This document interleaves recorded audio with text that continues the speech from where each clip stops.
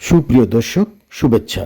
আসন্ন জাতীয় সংসদ নির্বাচনে কুমিল্লা ৫ বুড়িচং ব্রাহ্মণপাড়া আসনে বিএনপির চূড়ান্ত তালিকায় প্রার্থী হিসেবে নাম থাকবে এমন প্রত্যাশা ব্যক্ত করে সাবেক উপজেলা চেয়ারম্যান মিজানুর রহমান যা বললেন।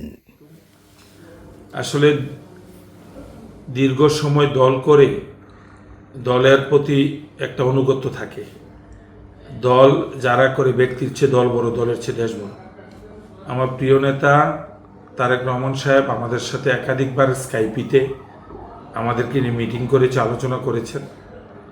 আসলে একটা দল যখন দীর্ঘ সময় আমরা রাষ্ট্রীয় ক্ষমতায় ছিলাম এবং আমরা একটা ক্রাইসিস সময় অতিক্রম করেছি, যেটা কখনো বিএনপি এত ক্রাইসিসে পড়ে নাই।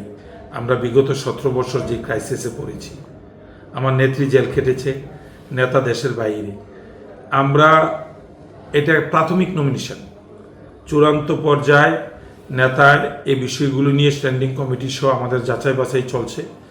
চূড়ান্ত নমিনেশনটা বিএনপির মতো দলে নমিনেশন ফর্ম বিক্রি হয়, ফর্ম বিক্রির পরে নমিনেশন বোর্ড সকল প্রার্থীদেরকে নিয়ে বসে প্রার্থীতা ডিক্লারেশন করে।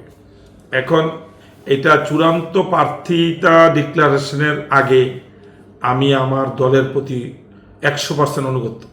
উপজেলা চেয়ারম্যানই নির্বাচনটা আমার ছিল একটা প্রতিবাদ।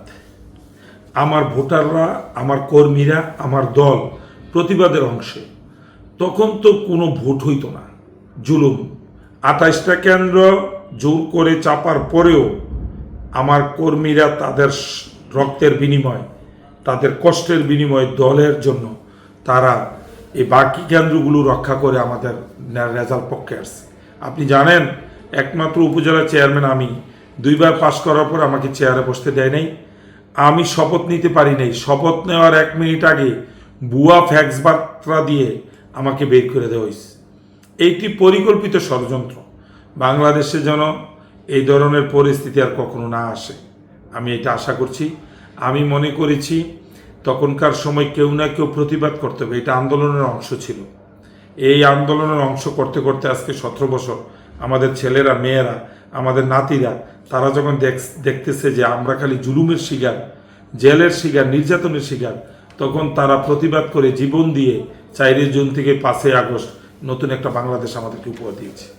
এবার আমার বিশ্বাস তৃণমূল কর্মীদের মনের আশা পূরণ হবে।